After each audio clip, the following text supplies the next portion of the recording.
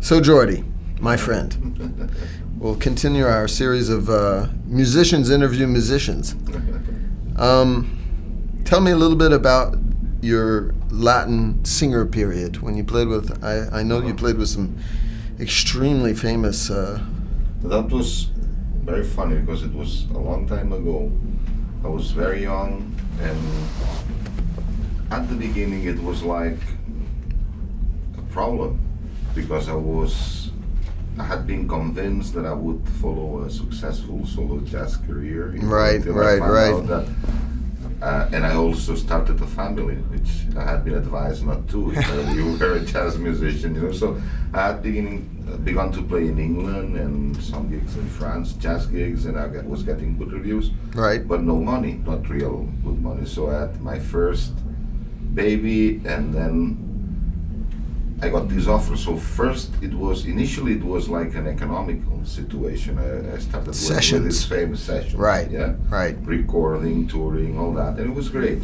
But it turned out that it changed my life musically because the kind of jazz I was playing, which was mainstream jazz, Right. was not really related to me, and it was there totally unexpectedly that I found my musical voice. Because these guys were great. I mean, I was lucky to work for many years with the Drop some names. I started off with Moncho, Right. who is not the most famous money-making one, but is the most respected among singers all over the world. And we played with him everywhere. And just playing with him earned me a spot in every other bolero singer. You Right. play with him, everybody wanted you. Right. So for like more than 20 years, I did this. This is South America, South Spain. American and the States too. The States There's too. a huge, I Right. mean, it was something very funny, like in New York, I would be there shopping for strings or whatever, and the guy there would ask me, what are you doing? Tourist? No, I'm playing. Where are you playing? And I said, the Carnegie Hall. He looked at me like, we're crazy or why? But it was true. I mean, Right. we would play those places. Yeah. And I remember that the first rehearsal session I took with Moncho, I was still playing in a very modern, for these days, jazzy way. Right. So he came to me and say, this is very nice. Oh, and then I took nylon string guitar again, which I had forgotten, but they wanted me to play nylon string guitar. So was you a were, blessing. they asked you to play nylon string. They wanted Okay. me to really play that. Right. And boleros the typical guitar playing for boleros is like that one of the Panchos. I don't know if you remember that. They were a hugely famous trio. And the soloist was using a requinto, which is like some sort of a smallish nylon string guitar, very particular sound. And I didn't want to do that because it was too, so I started playing some of my jazz stuff. And Moncho came over to me and he said, why don't you play beautiful? Are you afraid of playing beautiful or what? And it made me think, and said, do it for me, please. And I started playing lyrical. Right. It totally changed my life Right. because I started playing in a way that I'll give you an example.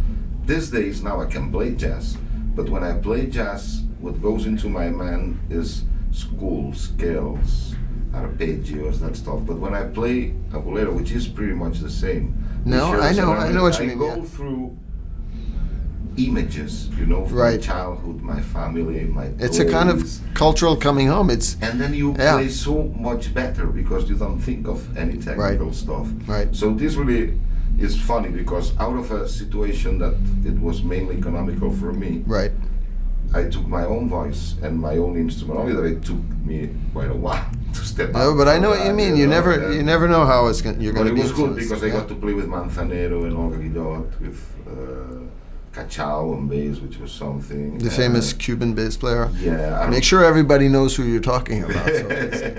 And all this, I had a lot of free time because those were what the big tour is like. You have time for everything. Hurry up and wait. Yeah. And then so I could spend a lot of time in the hotel, and I composed a lot. I could practice a lot. Right. And then there came a point that I thought, well, this is fun, but I must do something for myself because I had a pile of music, and everybody was telling me. I mean, I would take chances in Argentina or Miami Beach to go step out of the van and go play some places, and everyone was telling me, do something with this.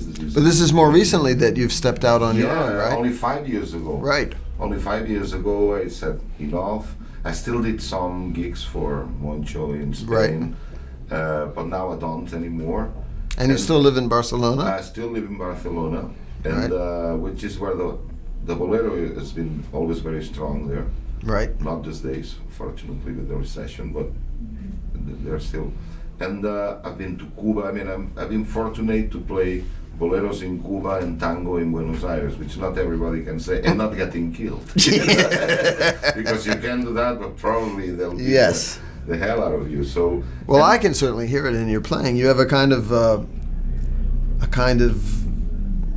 pathos, a sort of dramatic, melodic way of playing, which to me sounds very poignant and very honest and straightforward. I appreciate it. Yeah. I forgot to say that one of the advantages of this touring is that we would stay for a long time in South America. So I got exposed to so particularly much Argentina, music right? in Argentina, for sure. You know, in a way you'll never get exposed to if you live in Europe, even if you go there as a tourist. Absolutely. Because I became friendly with lots of musicians, and they took me to the right places, and I played with the right guys. So all of a sudden I had a ton of information I could mix with my thing. You know? So tell me, I know that your preference is for the nylon string guitar, and that's where you feel the most comfortable.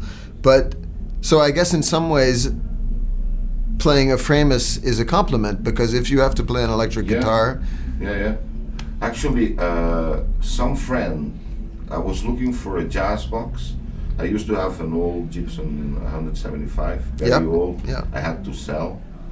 So I was looking for, I had jazz gigs 5 years ago, still with singers.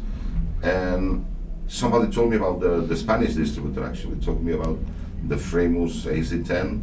I tried one and I loved the sound, because FRAMUS guitars to me are like a tree only made sexier. You know, I feel like I was holding a tree. Really, they paid so much attention to wood. Right. You know, the word wood is the So we can call you a sexy tree? Well, guitar, FRAMUS guitars. You know, so I tried it out and it sounded brilliantly acoustically. Right. I mean, without plugging in. Without plugging in. In my record, I used it acoustically, and this is big slangs of a guitar. You mean you mic'd it? Yeah, we mic'd it, and we plugged it in, and then discarded the direct line, right? Because all electric, there's no electric guitars in my record. Well, there are, but I used this FRAMUS AZ10 with a mic in full. That's it's a hollow body? This is the AZ10. Right. Yeah, the AZ10, and it sounded great. Right. Not even with acoustic strings. So the regular flat wound strings and the engineer loved the sound. I loved the sound. So we used this for tango and whatever. So what I did was send Hans Peter. I had his email because I was collaborating with the Spanish distributor. I sent him Dave Brubeck tune demo. Oh, really? And he said, I don't like jazz at all. But there's somebody here who says this is great, so we'll talk. And this is how it started. And how many years ago was that? That was... it was 5-6 years ago. Right. Yeah, and I've been invited me to Frankfurt, and I've been coming every year. What's your favorite guitar right now from them? Mayfield. The Mayfield. I got a Mayfield. Well, every guitar I've tried. This one I've never played before. This Tennessee I played it during the show, and I love the sound. Actually, you know, it makes me not so hard to transition from nylon to an electric, which is I have great compliment. I cannot say for any electric guitar, right? You know, so this is a great guitar too. And right now I play the Mayfield a lot, because Mayfields are all great, but I was lucky, you know, that out of the bunch there's one that's real special. Yeah, so I got it always happens. 2 years ago I was here playing, and there was Mordi Ferber too, and he stole it from me. I could not play my guitar. I carried my guitar just for him to play, and I had to play one off the wall. Please, this is your job. You're gonna have it all year. But he really said this was a special. So he confirmed your... Yeah, for sure. Right. And then I have a Panthera 7-string and it's a real beautiful and interesting instrument. I mean, if I had to keep only one electric guitar, probably this is the one Really? I'll keep, because only that when you play with bass players, they hate you more than usual, you know, because, so this is the reason why I'm not really, you know, I'm practicing with it at home. Right, right. So I have one more question for you. Yeah? A self-serving question. Tell me about your current project. What's going on? The current project is like something that's totally helped keeping me happy and with my ears open, and one of those things, you know. Yep. You perfectly know what I'm talking about, which is when we met, you know, and it was again one of these amazing things that you start talking and everything seems so okay, but some time passed until we wrote music, you wrote music, we sang music, but when we met in Paris, you know, it was the moment of playing, you know, and then, you know, in music business, it's true. talk is cheap, or many things can work over the email, but even you can play and it may sound good, but have nothing special to it, so it might be end. And we didn't know what was going to happen. No, at all. We didn't. I didn't know Francois. I didn't know Benoit. Well, we should say we met here a year ago. Yeah, and we played. We decided we'd like to play together, so we went to Paris. We recorded. We finished now the record in Montreal, which has been fabulous. And I mean, you could spend, like, my opinion, a whole lifetime trying to get a sound and to get somewhere with somebody and have assessors and have people coaching and it won't happen. Right. You know what I mean? But you know what it's been like playing first chord and bass note, and it was there already. So we naturally hit it off. It's something that keeps your brain exploding, because you say there's so many things you want to try. Right. You know, and the one thing I already told you, but I want everybody to know, is that you definitely, and for good, and I was expecting that, took me off the jazz. Right, the typical jazz tradition. May I say shit? Is okay. I think we're good for that. Because I never wanted to be into that, really. I know what you mean. I know what you mean. My first step off was the bolero and the Latin music. Right. And then this has been that, but more structurally. I mean, I told you, I guess, on my first mail that I was happily recovering the way I thought when I was very young, and felt very free with music. I mean, nobody had told me if you play A minor, then this chord should follow, and then this scale. No, I was just hearing sounds. And I know, it made me feel young too. It's a happy and it's we destabilize each other in a good way. In a good way, you know, in a good way. I think we complement it. I mean, we complement each other in every need. So the project is called Moment, right? Moment. And the record will be ready sometime this summer, right? Yeah, sometimes, hopefully, because you know, I can't wait to listen to it myself. You know, I know how you feel.